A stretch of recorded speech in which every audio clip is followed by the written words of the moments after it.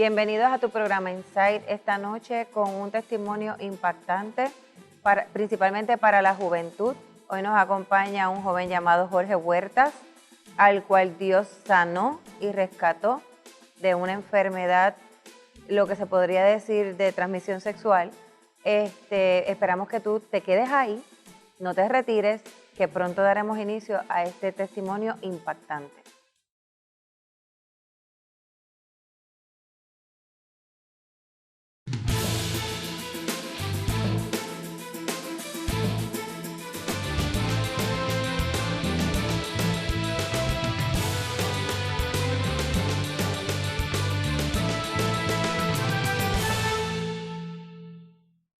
Bienvenido, Jorge, a este programa Insight. Te damos las gracias por compartir tu testimonio con nosotros en esta noche. Gracias a ti, Carmen, por la invitación.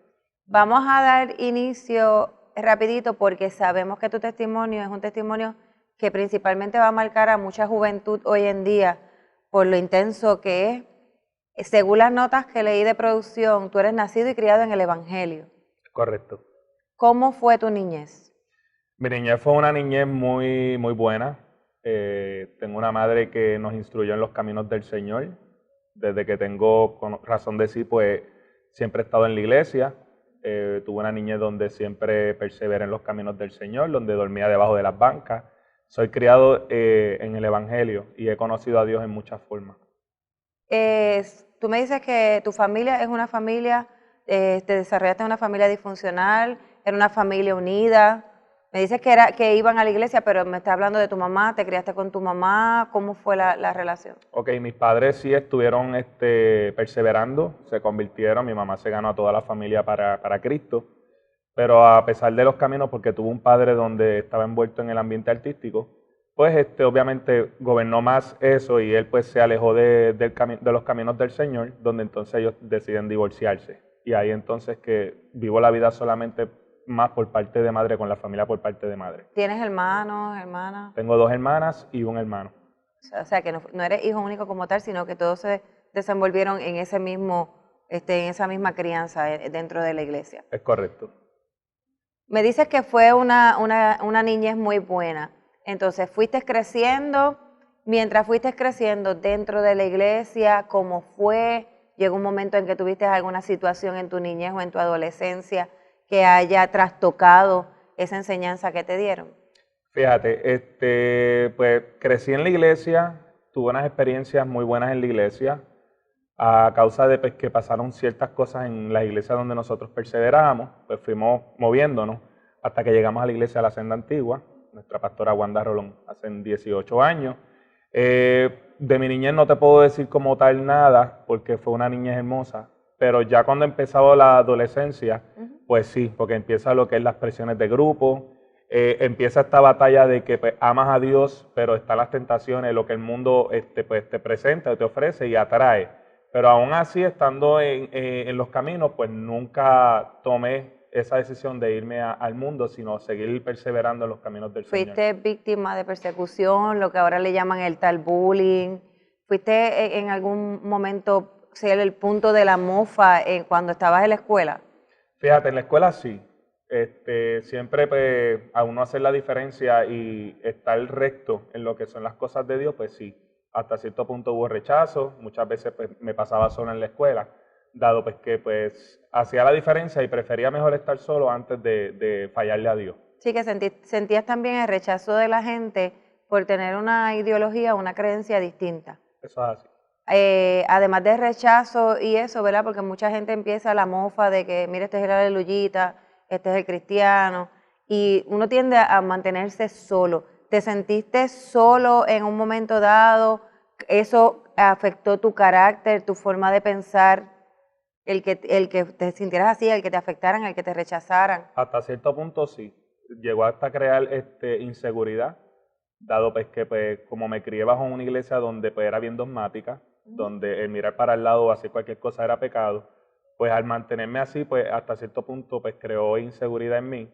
Pero con todo y eso, pues prefería estar solo antes de fallarle a Dios, ¿verdad? Bajo la doctrina en la que se nos enseñó a nosotros estar, pues prefería mejor estar solo antes de fallarle a Dios. ¿Y cómo entonces te desenvolviste en tu juventud? ¿Qué pasó? Me hablaste de la presión de grupo. ¿Cuándo comenzaste a sentir esa presión de grupo que marcara tanto tu vida, que desviara tu mirada de la fe y de lo que ya tú tenías centrado y tu conocimiento? Pues mira, Carmen, estuve durante la juventud envuelto en la iglesia, llegué a la senda, estuve aquí envuelto en drama, en danza, estuve bien envuelto en lo que fue la generación Antorcha desde sus comienzos. De momento, pues, durante ese proceso Dios pone una palabra en mi vida donde me dice que tengo que salir a los Estados Unidos. Salgo a los Estados Unidos, aún allá sigo perseverando en una iglesia donde seguí envuelto, ¿verdad?, en la juventud y dando lo que por gracia he recibido, hasta que llego a Puerto Rico nuevamente. Cuando llego a Puerto Rico, consigo un trabajo. En ese trabajo me empezó a confligir con las cosas de Dios en la iglesia, y ahí es que entonces comienza lo que es la guerra. Porque pues entonces siempre los del trabajo me decían, vamos a salir a comer. Yo siempre decía, tengo que ir a la iglesia. Y ellos me decían pues que llegara tarde un día a la iglesia o que faltara, pues no era pecado, sino que Dios miraba el corazón y sabía que yo estaba trabajando. Y ahí fue que entonces poco a poco empecé a ceder, ¿verdad? Porque entendía pues que ellos tenían razón, y poco a poco empecé a enfriarme. Entonces lo más importante o lo más clave aquí fue que dentro de la iglesia comencé a tener una doble vida. Y ahí entonces que comienza pues, el proceso en el cual yo pasé. En el departamento de salud procuran por mí por teléfono, procuran por Jorge Huerta, que es mi nombre. Les digo, sí, él habla, con quién, ¿sabe? ¿Cómo le puedo ayudar? Ellos me dijeron que tenía que llegar al hospital, que era de emergencia. En eso pues yo procedo a decirle cuándo, me dijeron lo antes posible, me citan para el próximo día porque ya era por la tarde.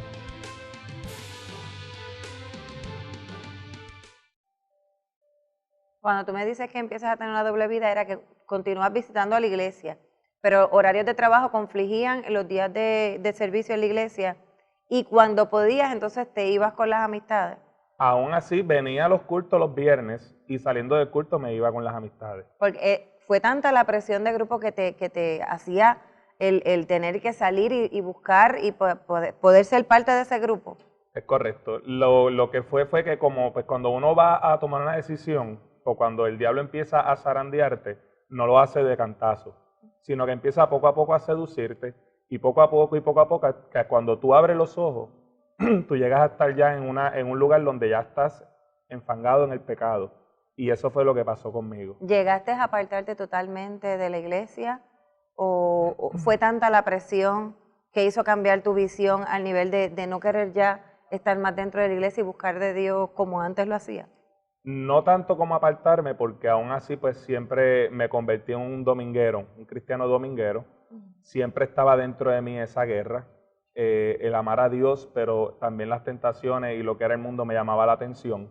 Y aunque no fue un paseo en el mundo de estar bebiendo, fumando, amaneciéndome, sí hice cosas que verdaderamente a Dios no le agradan, la cual tuve unas consecuencias bien fuertes, pero no fue del todo apartarme de que torné mi mirada fuera de Dios y olvidarme de Dios como tal, no fue así. Cuando tú me dices que hubo unas consecuencias, ¿a qué consecuencias tú te refieres? ¿Me dices que no estuviste envuelto en bebida, en alcohol, en droga? ¿O qué fue lo que te afectó? ¿Qué fue lo que te ató? Ok, pues me empecé a involucrar con ciertas personas del trabajo. Poco a poco seguí saliendo con ellos, fui alejándome un poco más lo que era la iglesia, lo cual me lleva entonces a lo que es la fornicación. Okay. Cuando cometí ese pecado, ¿verdad? A pesar del tiempo, mi cuerpo empieza a pasar una serie de cambios donde pues yo por temor ignoré, simplemente pensaba que eran enfermedades de temporada y seguía lo que era en ese vacilón, por decirlo así. En un momento dado, cuando mi cuerpo empieza a experimentar lo que son unas manchas que me empezaron a salir, yo salí al hospital para averiguar si esa mancha era algo, una varicela o algo, lo cual la primera diagnóstico que me dieron los doctores en ese momento, me dijeron que era solamente un dengue. Cuando pensaron que era un dengue, me trataron como un dengue. Después de eso salieron otras manchas adicionales, donde entonces cuando vuelvo al doctor, me dicen que entonces era un sarampión, que el sarampión había mutado, por lo cual entonces me tenía que tratar como un sarampión. Cuando tú me dices que tú caíste en lo que es la fornicación, para los que no conocen eso, es que te iniciaste en actividades sexuales. O sea, te activaste sexualmente, era una situación deliberada, era algo constante, lo cual te llevó a eso, ¿o fue por una experiencia nada más? Fue una sola experiencia y con esa sola experiencia bastó. Fue suficiente. Fue Y suficiente. después de esos diagnósticos que te dieron el dengue, después sarampión, ¿qué sucedió? Pues me tratan como si fuera un sarampión. Comencé a venir a la iglesia con manga larga porque esas manchas no se iban. Mancha, tú me dices mancha rojiza, Rojiza. como si fueran manchas de sarampión como tal, que se notan, Son unas bolitas son rojas. visibles, que Ajá. son visibles. Pues dado a eso, pues para que obviamente evitarle que me sacaran por contagiar a alguien, pues venía con manga larga. Aún después cuando esas manchas se fueron, mi cuerpo empieza a experimentar otras cosas más fuertes. Cuando tú ves esas manchas que te salen en la piel, que vienes a la iglesia, ¿cómo tú te sentías cuando tú entrabas a la iglesia? Era como eran unos sentimientos como encontrados, porque cuando entraba a la iglesia y sentía lo que es la presencia de Dios, me sentía a veces hasta sucio, Indigno, sí. me sentía indigno, me sentía que no era parte de lo que era estar dentro de una iglesia, y más de una iglesia donde nosotros perseveramos. Y cuando llegaste a la iglesia, ¿te relacionabas como comúnmente lo hacías o te sentabas aparte? ¿Te sentaste como que para que no identifiquen que yo estoy viviendo algo? Sí, siempre era todo normal. Yo aparentaba estar tranquilo, aparentaba todo bien, pero eso sí, respetando siempre el altar, no cogía parte, no me senté totalmente. Muchas veces me preguntaban por qué no hacía X o Y cosas en la iglesia. Prefería estar sentado porque sabía que en la condición en la que yo estaba no podía hacerlo. ¿Y cómo siguió avanzando la condición? Pues aparte de esas manchas, cuando esas manchas desaparecen de mi cuerpo, mi piel empezó a ponerse como cuando vas a la playa y te estás pelando, o sea, que coges una insolación y te empiezas a pelar. Después de eso, pues los intestinos comenzaron a paralizarse, mis piernas empezaron a doblarse, ya los riñones entonces empezaron a fallar también. Eso era con el diagnóstico de sarampión. De la sarampión. Después, meses después de eso, comienza a hacer esos otros síntomas. Decido pues entonces pedirle al Señor que haga algo. Le pongo una señal, le digo, Señor, si algo está pasando en mí, yo te pido que algo pase, que yo tenga que caer en el hospital o que alguien me llame. Eso fue un sábado, vine domingo culto a la iglesia y lunes me estaban llamando. Ese lunes ¿Llegaste al hospital a hacerte unos estudios? No llegué, simplemente me llamaron. Le puse en la oración al Señor esa señal y el lunes me estaban llamando. ¿Te llamaron del hospital? Me llamaron del departamento de salud. En el departamento de salud procuran por mí por teléfono, procuran por Jorge Huerta, que es mi nombre. Les digo, sí, él habla, ¿con quién? ¿Sabe? ¿Cómo le puedo ayudar? Ellos me dijeron que tenía que llegar al hospital, que era de emergencia. En eso, pues, yo procedo a decirle cuándo. Me dijeron lo antes posible. Me citan para el próximo día porque ya era por la tarde. Cuando llego al otro día, me presento ante la persona que me hizo la llamada, que es una epidemióloga. Ella, pues, se sienta a hablar conmigo y ahí entonces que expone a explicarme en el riesgo donde yo estaba. Pues, entonces proceden a hacerme los estudios. Cuando me hacen los estudios, me dicen que ya la etapa de la enfermedad había llegado a una etapa terciaria, ya esa es una etapa final, donde había llegado al cerebro, donde se me diagnostica una neurosífilis. Esa neurosífilis pues, fue que ya la enfermedad había cogido todo mi cuerpo y ya estaba llegando al cerebro, donde entonces los últimos síntomas ya de lo que aparte tenía era la ceguera, locura y lo último la muerte.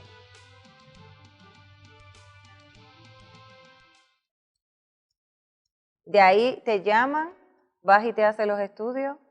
Voy y me hago los estudios. Cuando en eso la epidemióloga me pregunta si yo había sentido algo raro, yo pues obviamente le dije que no, porque tenía vergüenza de que fueran a decirme algo. En eso pues vino a mi mente esa oración donde le hice al Señor, me pediste que hiciera algo, estoy haciendo, pues sé honesto. En eso pues mi corazón se abre ante la epidemióloga y le explico, empiezo a decirle la serie de síntomas que estaba teniendo desde febrero, y eso fue en septiembre donde esta gente me llama. Estamos hablando alrededor de 6, 7 meses. Cuando ella pues pues le digo los síntomas, me pide ver las manos, le enseñó mis manos estaban limpias, pero ella me dice que por favor me quitara los zapatos y le enseñara los pies. Cuando le enseñó los pies, habían una serie de manchas que yo no había visto, lo cual entonces ella procede a decirme, tú estás podrido, tú te estás muriendo. Esa fue lo que te dijo así. Así. Wow. Pues en eso pues mi reacción fue reírme. Ella me dice, tenemos que hacerte unos estudios porque tú estás expuesto a estar enfermo. Me dijo cuántas veces yo había estado expuesto. Yo le dije que solamente una vez. Me dijo, ¿desde cuándo tú no tienes una relación? Yo le dije, hace varios meses.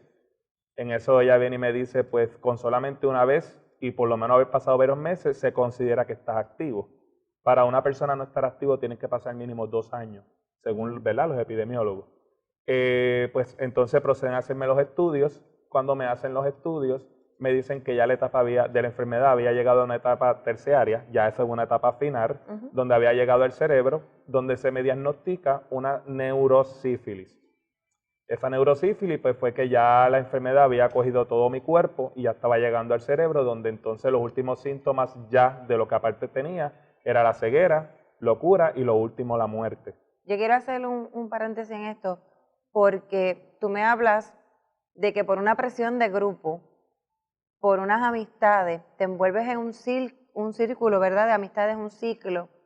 Comienzas a experimentar lo que experimenta cualquier joven hoy en día que piensa que la sexualidad es algo normal, donde yo puedo compartir con cualquiera, y hoy en día que los jóvenes tienen hoy una pareja, mañana otra, brincan de esta y terminan con otra, y tienen relaciones a veces hasta sin protección, y tú por una sola vez, una sola actividad, te trajo unas consecuencias nefastas a tal estas personas de la juventud de hoy en día que está brincando de un sitio en sitio. Es bien importante llevar un mensaje, llevar una educación, llevar lo que son los valores, mantenerte íntegro en una situación como esta. Cuando a ti te dan ese diagnóstico, ¿qué sucede? Pues básicamente le dije al Señor que yo iba a ser responsable, porque muchas veces nosotros tendemos que cuando una enfermedad así llega a nuestras vidas, rápido le echamos la culpa a Dios, que esto es culpa de Dios, cuando se nos olvida que todo pecado tiene consecuencias. Y aunque Dios en su infinita misericordia, ¿verdad?, nos ama y nos cuida, tenemos que pasar por esas consecuencias porque fue parte del pecado. Yo le dije a la epidemióloga, pues dígame qué es lo que debo hacer, yo estoy dispuesto a pasar lo que sea. Ella me dice que para la etapa donde estaba la enfermedad no había mucha esperanza, dado que ya estaba en una etapa ya final. Cuando está en una etapa primaria y secundaria, pues ya ahí sí, ellos te dan un tratamiento donde puede ser que sí, ¿verdad?, la enfermedad pues, se desaparezca. Pero ya en la etapa donde yo estaba, mi carga viral estaba tan alta, donde pues ya no había esperanza. Pero aún así ella me pregunta si yo deseo seguir con el tratamiento. Le dije que sí, que pues a pesar de todo eso, pues yo prefería coger el tratamiento y pues depender totalmente de Dios. En eso pues me ponen la primera dosis de lo que es para el tratamiento de la enfermedad, una inyección bastante dolorosa. Es una sustancia pues que bastante arde, tiene 1 millón de diluciones, que eso mata la enfermedad en el momento. La enfermedad estaba tan agresiva que a mí me pusieron 4 inyecciones de esas y aún así la carga viral no bajaba. Cuando ellos deciden, ¿verdad?, porque ya habían pasado varios meses, preguntarme nuevamente cómo yo estaba, cómo yo me sentía, la realidad del caso es que yo me estaba sintiendo débil, me estaba sintiendo mal, muchas veces sentía que la vida se me iba. Aún así, en esa condición, yo venía a la iglesia y todo estaba bien. Pero dentro de mí ya se me estaba yendo la vida. En eso la epidemióloga y los doctores me dicen que había que hacerme un estudio nuevamente porque no era normal que ya me hubieran dado 4 inyecciones de esa y todavía la enfermedad siguiera activa y de esa manera. O sea, no bajaba la carga viral. Por lo que entonces proceden a verificar qué es lo que está pasando, donde entonces verifican que el sífilis se había metido en mi sistema inmunológico. Lo había afectado de tal manera que ya entonces se estaba manifestando a la misma vez como un HIV, donde entonces me estaba ya quitando vida, me estaba ya afectando más de lo que había empezado en un momento dado. Sí, porque se complicó la situación. Entonces, pues en eso no tenía cara cuando me dicen todo esto de hablar con mi mamá y decirle lo que estaba pasando. Porque a pesar de todo, pues en mi casa nadie nunca supo eso, hasta el momento en que ya pues me habían dado la sentencia de que de cierta fecha no vas a pasar. En eso pues decido hablar con mi familia, los reúno y en ese momento fue cuando entonces yo tuve que enfrentar a mi mamá responsablemente y decirle lo que me estaba pasando. En eso pues la siento, le enseño mis pies, le digo mira cómo están mis pies, me queda cierto tiempo de vida y en ese momento pues yo pensé cuando ella se paró del mueble que me iba a bofetear, simplemente ella se paró, me abrazó y me dijo, nosotros vamos a pelear esta batalla de rodillas. Para los efectos, cuando tú decías que vivías una doble vida, tu familia estaba totalmente ajena a lo que tú vivías. Totalmente o sea, que tú ajeno. vienes a darle esta noticia, una bomba que ellos jamás esperaban porque no sabían lo que tú estabas haciendo. Es correcto, era totalmente ajeno. Yo salía del trabajo, llegaba a mi casa, me bañaba, esperaba que se acostaba y me salía por el balcón y me iba otra vez. Okay. Y entonces pues nadie sabía nada porque todo el mundo estaba durmiendo. Exacto, y lo que hacía pues obviamente era en tu vida social que no, y como seguías asistiendo a la iglesia, todo el mundo pensaba que las cosas estaban bien. Es correcto. ¿Cómo reaccionó tu mamá? En eso pues ella se paró, empezó a llorar. Pues ya tú sabes, yo estaba atacado también llorando. Ella pues simplemente cuando alzó las manos pues pensé que me iba a dar. Simplemente lo que me dijo fue, yo te amo, vamos a pelear esta batalla de rodillas y me abrazó. En eso pues comenzó lo que verdaderamente fue una guerra espiritual. Ella empezó a orar, a batallar, pero yo comprendí que esta batalla no la tenía que pelear ella, la tenía que pelear yo. En eso pues, para resumir, porque verdad es bastante largo, empezaron a pasar los meses, ya me había pasado del tiempo en que los doctores habían dicho que yo llegaba hasta esa fecha, pero ya para ese momento ya yo estaba débil, estaba cansado, muchas veces pues me acostaba y sentía como la vida se me iba. En un momento dado pues cuento en la iglesia lo que estaba pasando, pero hasta cierto punto me sentía inmundo, porque en vez de entonces esta gente pues apoyarme, lo que hicieron fue sacarme. Y entonces pues comprendí que entonces esto verdaderamente lo tenía que hacer yo solo. En eso pues no me quedó de otra que tornar mi mirada hacia Dios, porque aunque muchos se fueron, Dios nunca se fue. Dios en su misericordia entonces puso su mano. En una de esas noches orando, llorando, le dije al Señor, Señor, si esta es tu voluntad en que tú me vas a llevar, estoy listo. Simplemente arreglo mi vida y perdóname. Pero si es tu voluntad que yo me sane, la señal va a ser que el próximo domingo cuando yo vaya a la iglesia, la pastora me llame al altar y haga una oración por mí. Ese domingo llego a la iglesia, le digo al Señor, Señor, la señal es esa, si después de hoy esto no pasa, yo pues asumo tu voluntad. Hubo una manifestación bien fuerte del Espíritu en la iglesia y la pastora viró 2 veces donde mí. La segunda vez que mira me dice, Jorge, sube. Y cuando sube, me dice, quiero que dances para el Señor. Y cuando empiezo a danzar en el altar, ella me dice, tienes un problema de sangre, en este momento el Señor te sana. Cuando ella sopló, caí al piso. Cuando yo caigo al piso, empiezo a sentir como esa sangre empieza a hervir. Sentía la misma sensación de cuando me ponían esas inyecciones. Me levanto, en eso Papillón me pregunta si yo podía testificar. Le digo que no, que lo mío era más comprobado por un médico. Pasa el tiempo, me hacen el primer estudio, los doctores dicen que algo no estaba bien, me hacen el segundo estudio, dicen que algo no estaba bien, me hacen un tercer estudio, sigue todo pues, dudando ellos, me hacen el cuarto estudio donde entonces envían esos resultados a Atlanta y en Atlanta certifican que verdaderamente pues, había pasado algo. En eso pues, los doctores y los epidemiólogos me citan a la oficina. Cuando yo llego había toda una mesa de doctores y epidemiólogos en ese departamento donde pues, dan esos tratamientos, donde entonces ellos me sientan y me enseñan los papeles míos donde me dicen desde este principio tú estabas reactivo, pasaron los meses, seguía todo igual, la carga viral no bajaba, pero desde el mes de marzo del 2010 hasta ahora, todos tus estudios han sido negativos. Nadie sale donde tú estabas, solamente es un milagro lo que ha pasado en ti. Y hoy por hoy puedo dar fe de que estoy negativo en todo, Dios hizo la obra. Cuando pasó esa situación que Dios te hace el milagro, cuando tú te levantas, que dices que sentiste ¿cómo tú te sentiste luego de que Dios fue el que cambió esa sangre? ¿Cómo te sentiste? ¿Te sentiste liviano? ¿Te sentiste bien? automáticamente cambió ese cansancio y todo eso que tú tenías, o fue simultáneo? Se fue lo que fue el cansancio, se fue lo de la piel, mi piel completamente al momento cambió. Y poco a poco los pocos síntomas que quedaban fueron cambiando, desapareciendo, las manchas fueron desapareciendo, hasta que el momento en que certifican que estoy negativo, pues entonces ya el milagro se había manifestado en su totalidad. ¿Hace cuánto pasó desde ese proceso hasta tu sanidad? ¿Cuánto tiempo tú llevas que ya los médicos certificaron que tú estás completamente sano? Mi último estudio fue en diciembre del 2011, en una prueba de salud que me hicieron, donde sale todas las pruebas de lo que son enfermedades venéreas, todas salen negativas, en una sale reactivo y justamente en el segundo papel sale que estoy debidamente tratado, donde ya no existe esa enfermedad. De hecho, que traíste la evidencia que la vamos a mostrar luego en cámara. Jorge, y después de ese milagro que Dios hizo en tu vida, después de tú haber conocido a Dios desde pequeño, haber desviado la mirada y haber pagado las consecuencias del pecado, hoy por hoy que la juventud está como está, ¿qué tú le dirías a la juventud de hoy? Lo que le puedo aconsejar a la juventud del mundo hoy es que si el espíritu del príncipe se levante contra ustedes, no dejen su lugar. No dejen su lugar bajo ningún propósito, bajo ningún motivo.